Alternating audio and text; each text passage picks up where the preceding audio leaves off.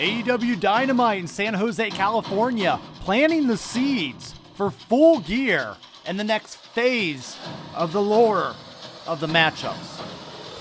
We get a return from Adam Cole. We get a new champion in Jon Moxley, ending the career of the American Dragon, Bryan Danielson. And we get AEW possibly looking at a big faction versus faction payoff matchup at World's End, maybe? Maybe something to really possibly try to compete with War Games. We'll get into that tonight, talking about AEW results and thoughts. I'm your host, Bryan, the Hype Ballard, back at it again. Let's get in. The show's going to plant a lot of seeds tonight. It's going to talk about the continuation of the Blackpool Combat Club, the paradigm in AEW. We're actually going to start off with that, as we were promised the new champion would be in the house. And we get a recorded promo with the Blackpool Combat Club with Wheeler Yuta, Moxley, all donned in black attire, along with Marina Shafir in the truck, in the back of a truck, driving away from the arena. The show opens up with a dramatic recap of AEW Wrestle Dream, and Moxley doing the interview and the voiceover, and he says the AEW, it motivates him to create the land, and the dream's the land of opportunity. The show opens up, and then ultimately we do get how Moxley talks about how it made him sick to see people not take advantage of those dreams and those opportunities. And it's all going to change. Case in point, everybody works for him now as he's taken over the show. The show then goes into a return of Adam Cole coming out to the ring. Adam cuts a very good, strong promo on MJF, continuing a feud that happened around this time last year, all the way till now, due to injury. Adam Cole out, being revealed as the devil. But AEW is kind of flipping the script, and Adam Cole playing the babyface role while MJF playing the heel due to his current storyline. Adam Cole saying everybody is going to hear that MJF was betrayed by Adam Cole, but Adam Cole had to get his hands dirty in order to do what was right for all the great young guys back in the locker room. Adam Cole, just when you don't think you miss him, he does a great job, and he's always been solid on the mic with coming back. He actually calls out MJF. The MJF music hits the arena, but guess what? Nobody shows up. And ultimately, then leads to MJF being shown in very villainous form on the Contron with a glass of wine in his hand in a lair of sorts, talking about their upcoming feud and putting that over and building it. It's weird, right? I wasn't going to be excited for this feud due to the time that has delayed. And MJF came back, losing his title to Samoa Joe, and then came back from injury and went on to different realms with Will Ospreay. Did we really care about an Adam Cole matchup? I don't know, but at Full Gear, it seems like we're going that direction. And we're going to get this feud back on track, so to speak, by World's End, even. And I'm looking at 1 year later, we can build up the feud, but I don't know if I like the idea that the face and heel have switched. But I do like the idea that we are getting some clarity on the story that could have happened. And we need closure. So for the interest of closure, I'll deal with the exposure. Let's get into some wrestling matchups. We actually got FTR versus the Learning Tree. Chris Jericho does an interview saying how he is going to be on tour with Fozzy, how he just starred in Terrifier 3, the movie. And then it's a nice lead-in for this matchup. We forget how good FTR is. Maybe we don't forget, but if I don't see ya, I don't think about you. They've been on Saturday nights quite a bit. It was nice to see FTR back in the fold, doing the good tag team wrestling that we see here on Dynamite for once. It was great to see them back. I did miss having them around on my regular programming, so hopefully this isn't the end of that. and we'll build with more. And speaking of build, we're still building up with Big Bill and Bryan Keith. Pretty good dance partners for this evening. Hardwood and Keith start off. Dax lighten them up with chops, whip cross, blind tag. Wheeler with the cover for 1 and a 2. Bill tags in, chops in the corner, whips across, catches Cash with one shoulder, and then he slips out. An uppercut and a drop kick. FTR back and forth between the punches. Lariat sends him into the ropes, but he explodes with a boss man slam and then sends us to a commercial break. We're back from the commercial break, and we get a hot tag into Harwood, throwing lariats. Big Bill swats him down with one of his own. We do get a cool spot at the matchup where we get the Diamond Dust right onto Hardwood, and then Big Bill with the boot. That was kind of a nice little spot there with a tag team mix and matchup. But ultimately, it is FTR winning by pinfall with the Shatter Machine on Bryan Keith turning the tide. And that's going to be the end of that one. We do get LFI shown watching backstage. But then after this, we do get, that's right, one of the most hottest tag teams currently in AEW. If you guys haven't had a reason to go back to the 80s with a throwback tag team, it's the Outrunners. They make their entrance. They do their stuff the Outrunner way. And then we get nice interaction with some promo workout videos that they had previously with FTR and the Outrunners. I like this idea because I've always said that FTR is one of the best modern day 80s style tag teams. Tie them in with two young and up-and-comers with the Outrunners. And I like where this could be a fun, good, solid, old-school tag team matchup. And I cannot wait to see it just develop further on our televisions. Speaking of development, we're developing further with the Hurt Syndicate. We got a backstage interview. It almost cut to camera when Renee was interviewing, and she was interviewing Daddy Ass and the Acclaimed. And you could tell that Billy Gunn was making her laugh pretty heavily, but then she got it together, started interviewing the Acclaimed as Daddy Ass goes and gets the car, and the boys talk about how they want more and more and more for themselves. Enter MVP and Shelton Benjamin. MVP tells them that when they feel like getting serious, he should give them a call like a good recruiter, and he ultimately, they push back on his offer, and off they go. Interesting. I like. You got now, let's think about this in perspective. You've got Shelton Benjamin. You've got MVP originally going after Swerve and Prince Nana. Also going after the Acclaimed, who I think would benefit greatly from the services of MVP at this point. Betraying Billy Gunn, of course. And then that could actually lead into Billy Gunn possibly reuniting with his boys, the Gun Club, in a possible feud with the Hurt Syndicate. So then we have another candidate I'm going to talk about later in this show that could join the Hurt Syndicate that I feel like would just be the best fit. And not even, this could be right before even Bobby Lashley that we keep talking about in the picture. Ultimately, I do like, and I'm intrigued where this is going to go. Oh, and don't forget, Mercedes Moné was also given a business card from Montel Vantavius Porter. Speaking of Mercedes Moné, she was in action tonight defending her championship, her TBS championship on the line against Queen Aminata.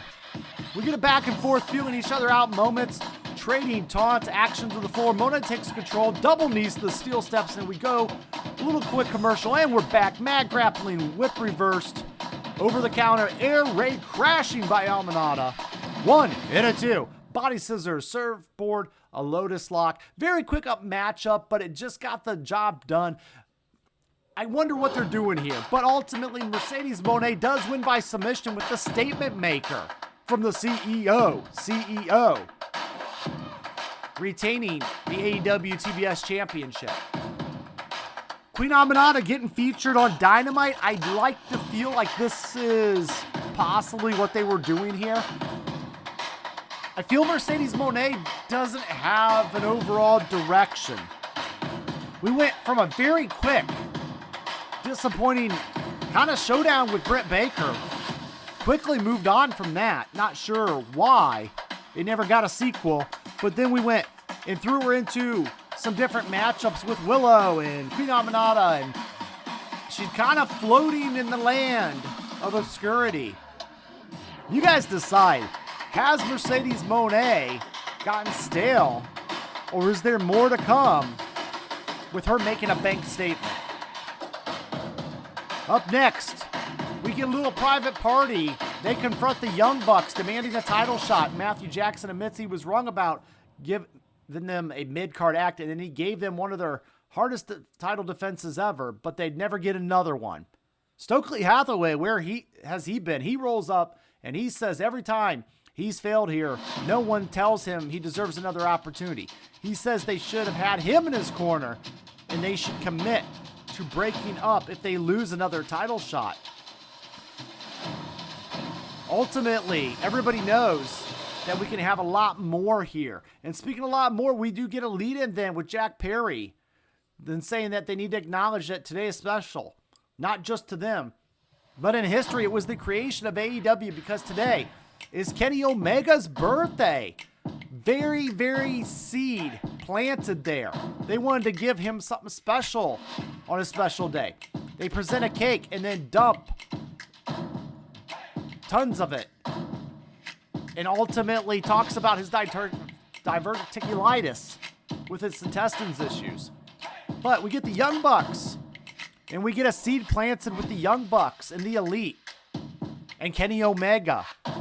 We could get a return feud here with this one, but we lead into a matchup with Kyle O'Reilly, Cassidy, and Rocky Romero versus Okada and the Young Bucks. Okada, ultimately, the conglomeration, taking on the Elite in this one.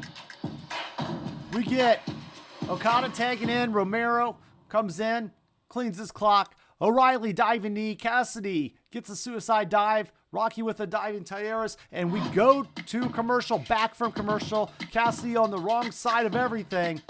Opposite corner. Okada pulls him back over. Sunset flip. Okada flips him off, but Orange tags in Kyle O'Reilly bouncing back with a super kick. Lariat for a buck and countered Rainmaker and attempt a guillotine choke. We do get a cool moment in the matchup. We get a little super kick pump-up party.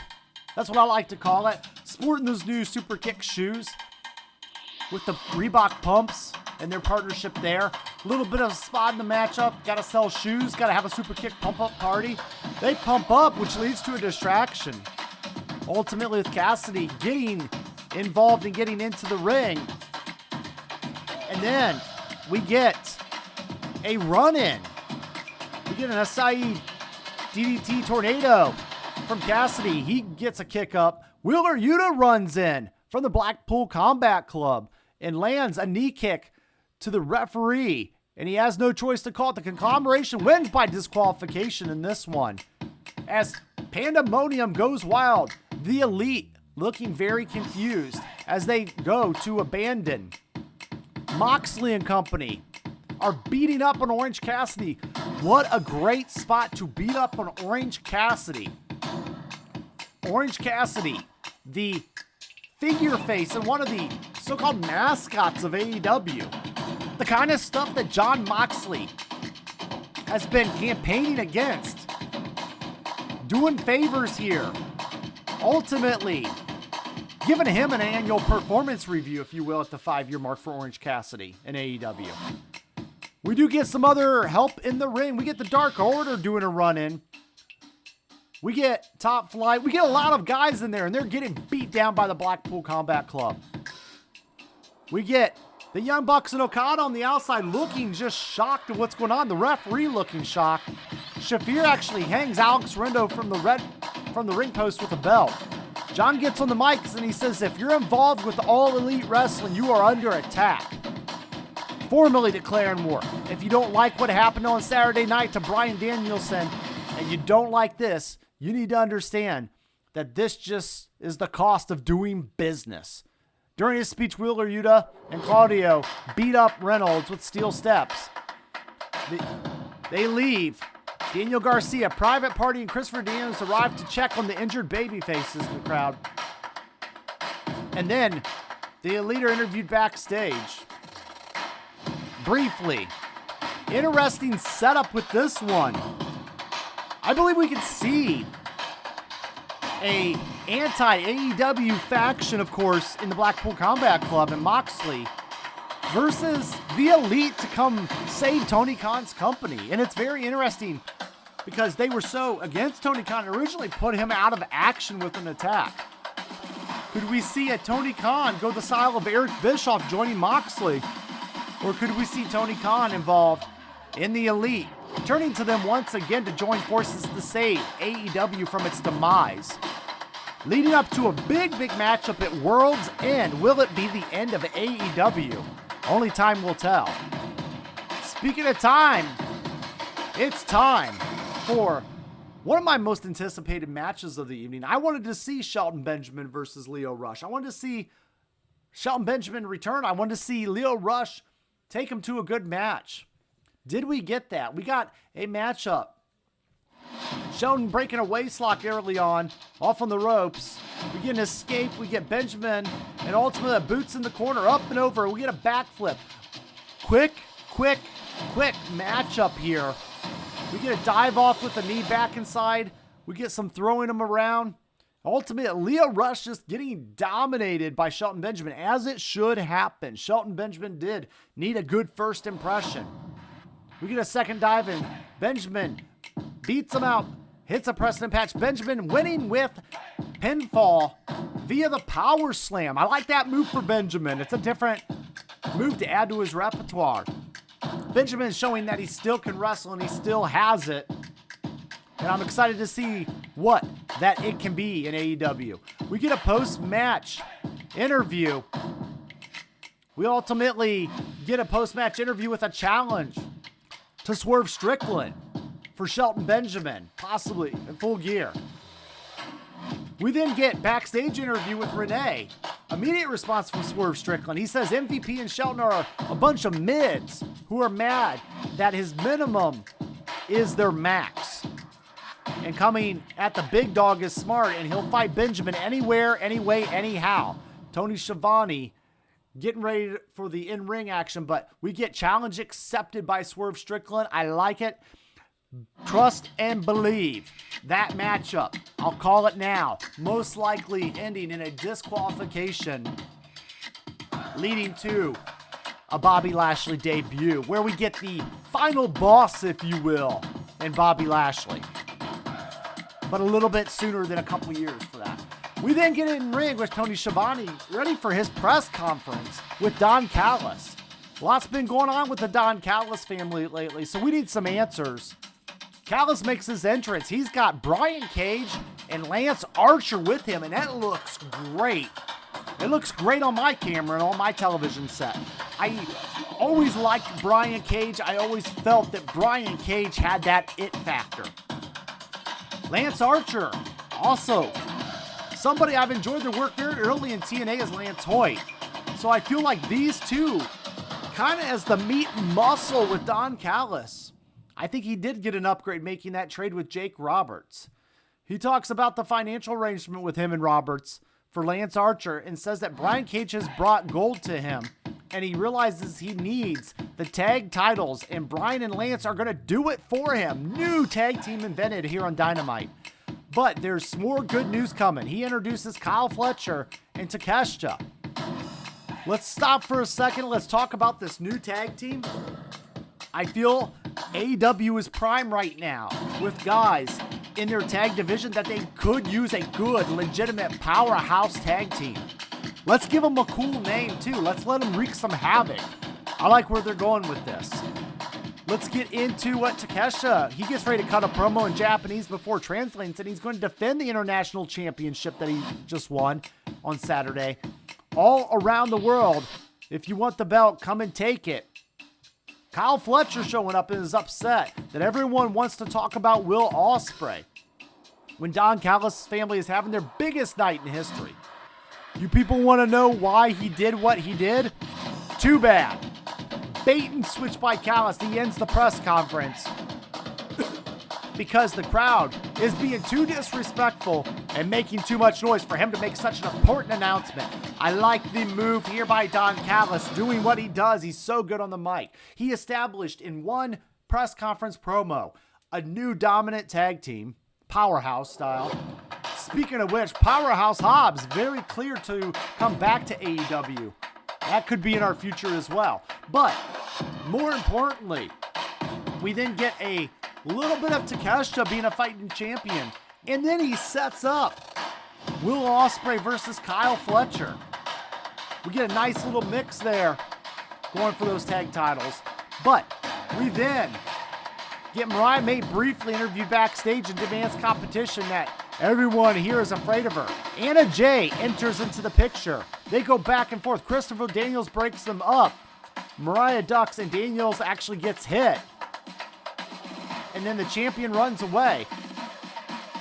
Anna Jay apologizes to Bryan, to Christopher Daniels, and then we move ahead.